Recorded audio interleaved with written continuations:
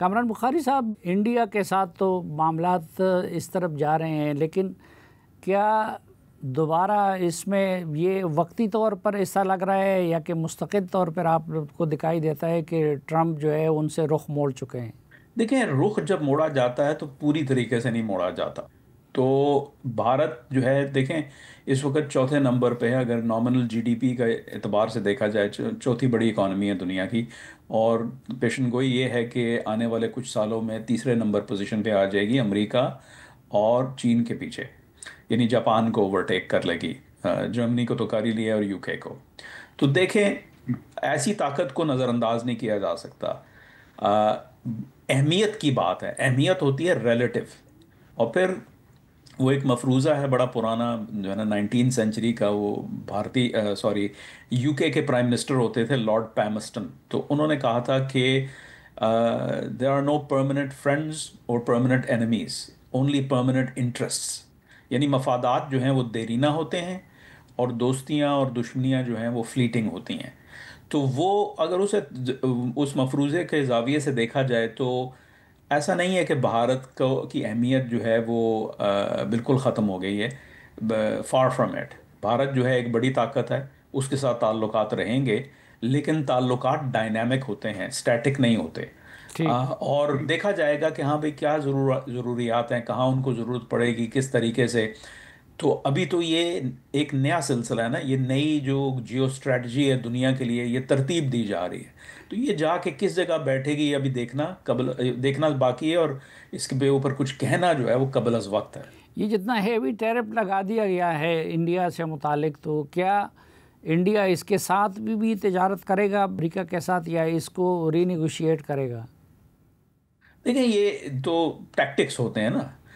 کچھ تو ٹیرف جو ہے وہ ایک اسٹریٹیجکلی جو ہے ٹرمپ انتظامیہ یوز کر رہی ہے. کہ دیکھیں، وہ کہہ رہے ہیں کہ اتنے دہائیوں سے، دوسری جنگ عظیم کے بعد سے، یہ جو امریکہ کا رویہ تھا کہ دنیا کے جو باقی دیگر ممالک ہیں وہ ہم پہ تو ٹیرف لگا دیں، لیکن ہم ان پہ نہیں لگائیں گے کیونکہ وہ ان کی خوشحالی میں ہمارا جو ہے مفاد ہے.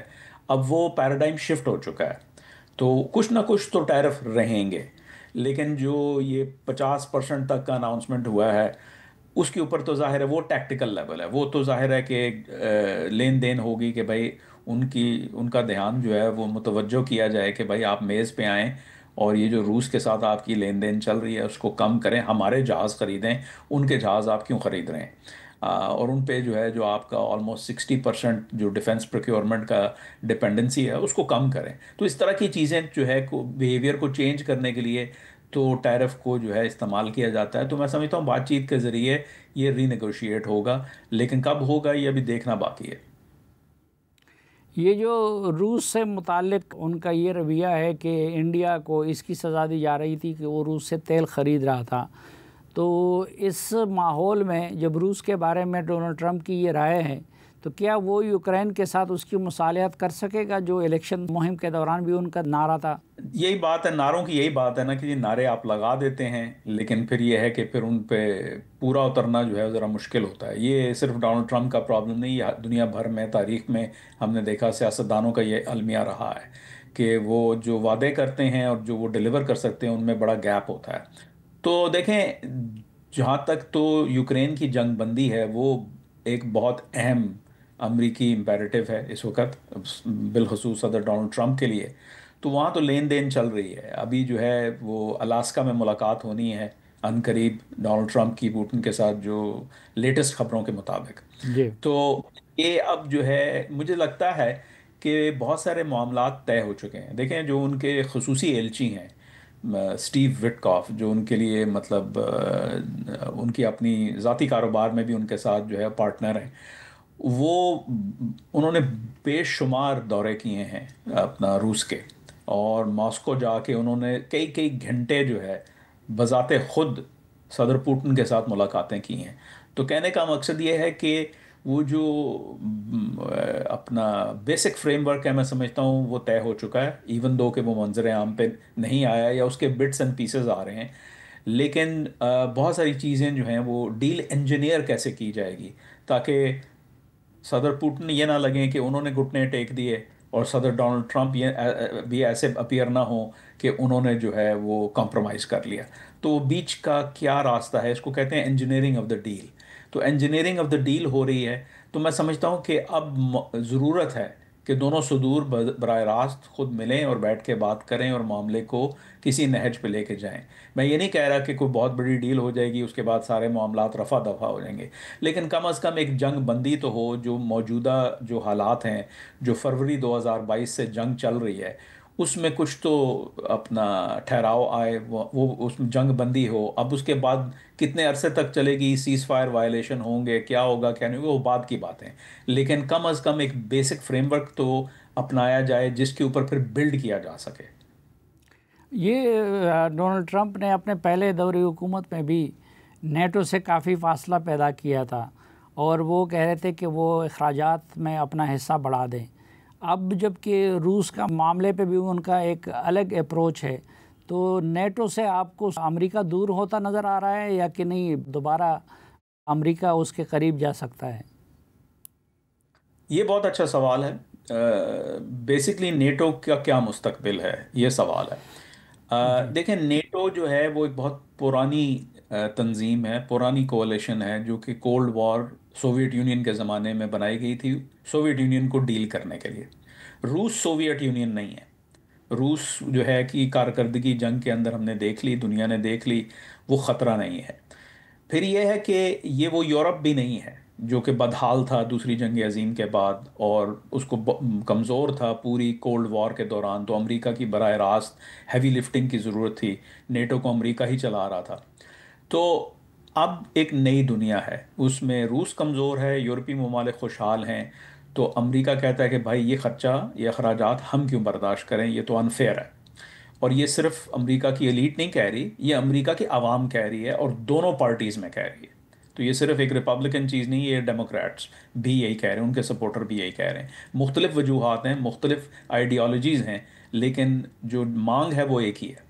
تو ایسے صورتحال میں سوال یہ اٹھتا ہے کہ کیا نیٹو چلے گی، اس کو کیا ری پرپس کیا جائے گا؟ اگر ری پرپس کیا جائے گا تو جو ہے مجھے تو یہ لگتا ہے کہ اگر وہ ری پرپس ہوگی اور ری پیکج ہوگی تو پھر اس میں جو یورپی ممالک ہیں ان کا کردار بڑھنا چاہیے. ان کو زیادہ ذمہ داری لینے کی ضرورت ہے، ہیوی لفٹنگ کرنے کی ضرورت ہے. اپنی جو جی ڈی پی کی جو پرسنٹیج ہے جو وہ ڈیفنس پہ لگاتے ہیں اس کو بڑھانے کی ضرورت ہے، جو کہ دیگر ملک کر بھی رہے ہیں. اور پھر یہ ہے کہ مختلف ممالک جو ہے خود سے بھی انیشیٹو لیں. جیسے ابھی جرمنی نے لتھوینیا کے اندر دوسری جنگ عظیم کے بعد یہ پہلا واقعہ ہے کہ جرمنی نے اپنے بارڈر سے باہر ایک بریگیڈ کو تعینات کیا ہے. تو اس طرح کی جو چیزیں ہیں وہ ہوں گی، اور پھر ہو سکتا ہے کہ نیٹو کی شکل و صورت بدل جائے، جس میں یورپی ممالک کا کردار بڑھ جائے. امریکہ رہے گا لیکن جیسے میں نے پہلے عرض کیا وہ ہیوی لفٹنگ نہیں کرے گا، وہ پیچھے سے ڈیل کرے گا. یہ بھی ہو سکتا ہے کہ نیٹو نہ رہے، علامتی طور پہ رہے، لیکن ایک یورپین کلیکٹیو ڈیفنس ارینجمنٹ آ جائے جو ای یو کا ارینجمنٹ ہے. اس کے چانسز مجھے کم نظر آتے ہیں. اس کی وجہ یہ ہے کہ جو یورپین یونین ہے وہ 27 ملکوں کا مجموعہ ہے، اور وہ 27 کے 27 ممبران جو ہیں، جو ممالک ہیں، وہ خود مختار ہیں. تو ان کا ایک جگہ پہ بیٹھنا جو ہے وہ ذرا مشکل مجھے نظر آتا ہے. تو مجے لگ رہا ہے کہ مختلف جو ہے آرکیٹیکچرز ابھریں گے. پولینڈ اور جو ہے اپنا کام کرے گا امریکہ کے ساتھ مل کے، ترکی کے ساتھ بھی مل کے وہ کچھ کر رہا ہے. جرمنی اپنے خود سے ابھرنے کی کوشش کر رہا ہے، وہ اپنے الائز بنائے گا. فرانس جو ہے وہ جو اس خطے کی جو یعنی یورپین کانٹیننٹ کی واحد نیوکلیئر طاقت ہے، وہ بھی جو ہے اپنا لیڈرشپ چاہتا ہے، وہ اپنا کچھ کرنے کی کوشش کرے گا. اور یو کے ہے، جیسے آپ کو سب کو معلوم ہے کہ وہ یورپی کانٹیننٹ جو بر اعظم ہے اور جو شمالی امریکہ ہے یعنی کینیڈا اور امریکہ کے ساتھ وہ ایک بیلنس کرتا ہے. تو یہ دیکھنا باقی ہے کہ یہ کیا ہے. پھر سب سے بڑی بات یہ ہے کہ روس سے کس نوعیت کا خطرہ رہے گا مستقبل میں، کیونکہ جنگ بندی کے بعد روس کو بھی سانس لینے کا موقع ملے گا، ان کو بھی اپنے اخراجات ریشنلائز کرنے کا موقع ملے گا. کچھ سینکشنز جو ہے نا اٹھیں گے تو وہ اپنی طاقت کو ریوائیو کرنے کی کوشش کریں گے. تو یہ سلسلہ کہاں تک جاتا ہے؟ تو یورپ کی سیکیورٹی اور نیٹو کا مستقبل کا دار و مدار بہت حد تک روس کے مستقبل پہ ہے.